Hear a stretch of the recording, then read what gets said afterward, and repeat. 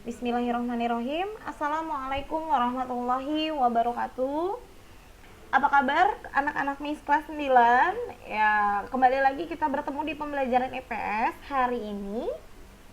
Bagaimana rapot kemarin? Semoga yang hasilnya memang tidak memuaskan kembali memotivasi diri untuk bisa menjadi lebih baik.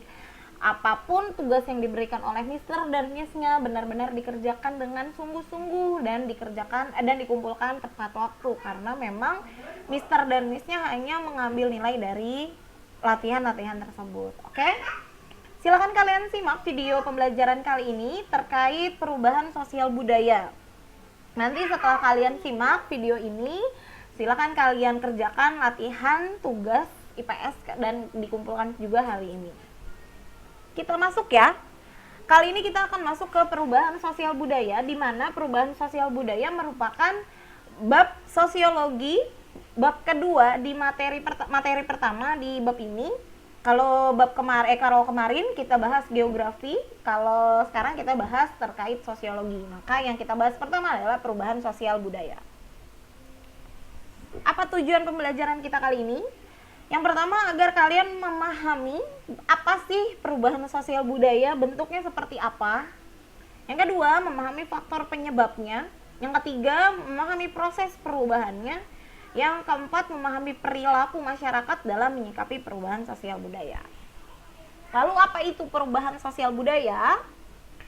Perubahan sosial budaya adalah perubahan situasi dalam masyarakat sebagai akibat adanya ketidaksesuaian unsur yang berbeda di dalam kehidupan masyarakat, sehingga menghasilkan pola kehidupan yang baru dan berbeda dengan pola kehidupan sebelumnya. Perubahannya bisa macam-macam, bisa dalam bentuk barang, bisa dalam bentuk prinsip, bisa dalam bentuk sistem, dan lain-lain. Ini contoh yang kita lihat di keseharian kita, yang benar-benar terlihat. Tahu ya, ini adalah kompor minyak yang orang tua kalian gunakan pada masa dahulu kala. Mungkin sekarang sudah bisa dihitung jari rumah-rumah yang masih memakai kompor minyak. Karena adanya perubahan sosial budaya, maka kompor di rumah kalian, kompor orang tua kalian tuh sudah berubah menjadi ini. Betul ya? Yang kedua ini, kalau di zaman bahla, di zaman dahulu, itu orang-orang kalau ingin berkomunikasi dengan orang yang jaraknya jauh itu melalui surat. Ditaruh di kantor pos, nanti kantor pos lagi yang akan mengirimkan ke rumah yang dituju. Tapi sekarang karena adanya perubahan sosial budaya, itu semua sudah tidak perlu, karena dalam hitungan detik kita sudah bisa mengirim surat lewat email. Itu merupakan salah satu perubahan sosial budaya. Yang ketiga ini, apa kalian pernah merasakan menelpon di telepon ini? Nah, ini merupakan telepon umum yang ada di zaman 90-an. Di zaman sekarang sudah tidak lagi dipakai karena sudah terjadi perubahan sosial budaya. Lalu bagaimana kita menghubungi atau berkomunikasi dengan orang? Lewat ini. Semua punya. Dimanapun, di rumah siapapun, pasti semua punya telepon genggam atau telepon seluler, yaitu handphone. Sudah tidak menjadi kebutuhan yang asing lagi di perubahan sosial budaya. Oke, bentuk perubahan sosial budaya itu ada 3, bisa dilihat dari waktunya, bisa dilihat dari pengaruhnya, dan bisa dilihat dari perencanaannya. Dilihat dari waktunya dibagi menjadi 2. Ada revolusi, ini revolusi ya. Revolusi itu adalah perubahan secara cepat. Perubahannya merubah sendi-sendi pokok dalam kehidupan masyarakat.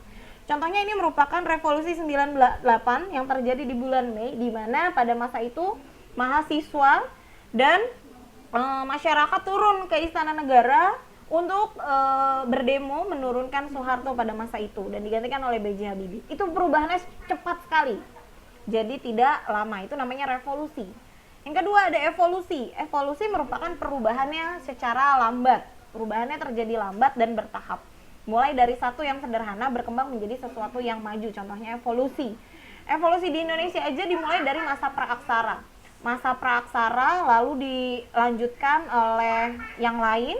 Setelah itu ada lagi masuk ke zaman proklamasi, masa Orde Baru, lalu masa Orde Lama, sampai ke sekarang. Itu merupakan evolusi. Perubahannya secara lambat dan bertahap, tapi memang terjadi perubahan. Oke, itu dari waktunya ya. Sekarang yang kedua, dilihat dari pengaruhnya.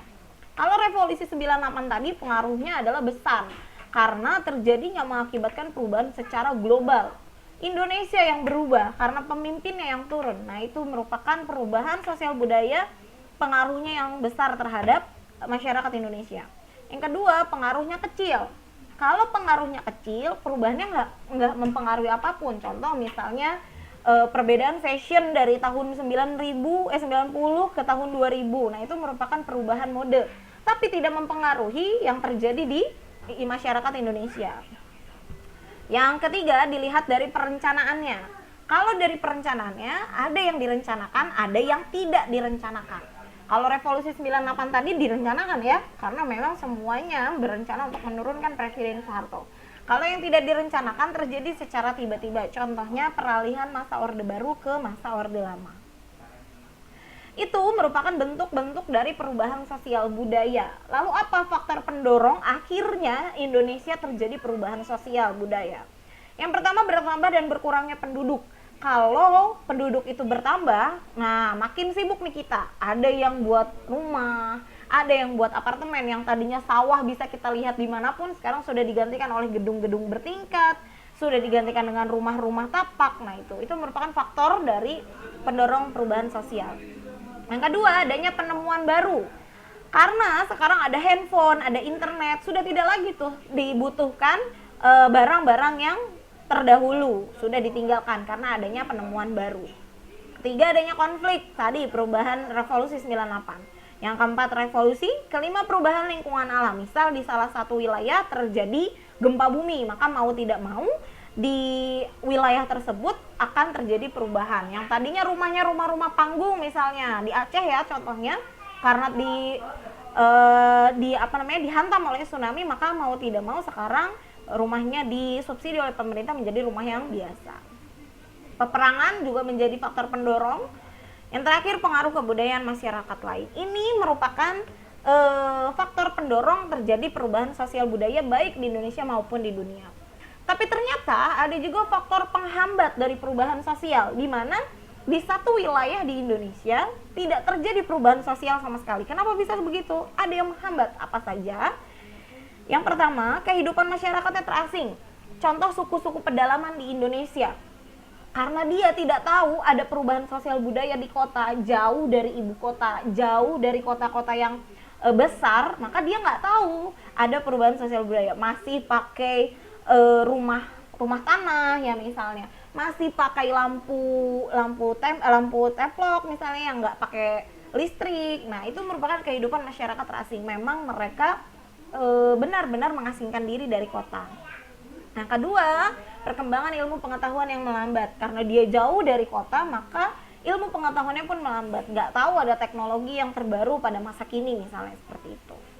Yang ketiga, sikap masyarakatnya yang memang tradisional. Mereka masih mempertahankan prinsip-prinsip ketradisionalan mereka. Jadi mereka nggak mau tuh merubah rumah panggung mereka. Mereka nggak mau merubah rumah Batak mereka misalnya. Jadi mereka tetap mempertahankan ketradisionalannya mereka. Yang keempat, prasangka terhadap hal-hal baru atau asing, di mana mereka beranggapan kalau kita mengikuti perubahan sosial yang ada, kita akan mendapatkan malapetaka misalnya, seperti itu. Yang terakhir, adat istiadat. Bagaimana prosesnya? Proses perubahan sosial budaya yang pertama adalah difusi. Difusi adalah perembesan budaya. Contoh yang paling kita lihat sekarang adalah misal masuk budaya K-pop, masuk budaya asing. Dengan gampangnya kita akhirnya mengikuti apa yang mereka lakukan. Itu namanya perembesan budaya.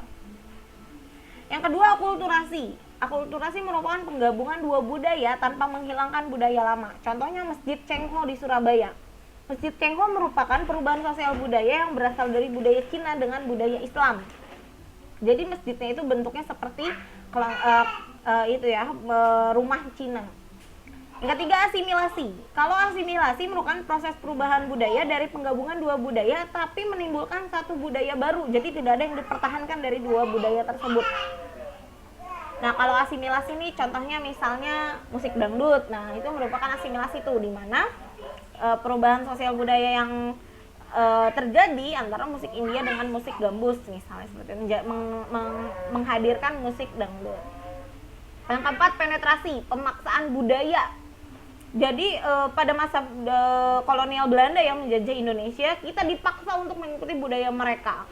Itu merupakan proses sosial budaya, proses perubahan sosial budaya dengan nama penetrasi. Lalu ada invasi. Kalau invasi, perubahan budayanya lewat peperangan. Terakhir ada milenarisme. Milenarisme di mana perubahan budayanya yang dianut oleh sekelompok agama, sekte-sekte dan lain-lain. Bagaimana masyarakat menyikapinya? Yang pertama, masyarakat menyikapi dengan cara modernisasi, mengikuti apa yang terjadi di masyarakat pada masa itu, yaitu mengikuti teknologi yang baru, misalnya mengikuti perkembangan teknologi seperti itu modernisasi. Kalau westernisasi adalah perilaku masyarakat menyikapinya nggak lewat teknologi, tapi memang pengaruh dari budaya asing atau budaya barat yang langsung dirubah oleh mereka. Nah, itu merupakan perilaku masyarakat dalam menyikapi proses sosial budaya. Oke, selesai. Alhamdulillah kita selesai membahas terkait perubahan sosial budaya. Next, kita akan bahas tentang globalisasi. Masih sama terkait perubahan sosial budaya. Tapi untuk sekarang cukup sekian. Tolong tugas yang ada dikerjakan dengan baik dan sungguh-sungguh. Kita cukupi sampai di sini. Tetap belajar, tetap semangat, dan lebih semangat lagi dan lebih fokus lagi dalam mengerjakan tugas-tugas kalian. Semoga di bab ini atau di di kurun waktu ini kalian menjadi lebih baik lagi dari yang sebelumnya. Terima kasih, dari Misika cukup sekian. Mohon maaf bila ada salah-salah kata. Assalamualaikum warahmatullahi wabarakatuh.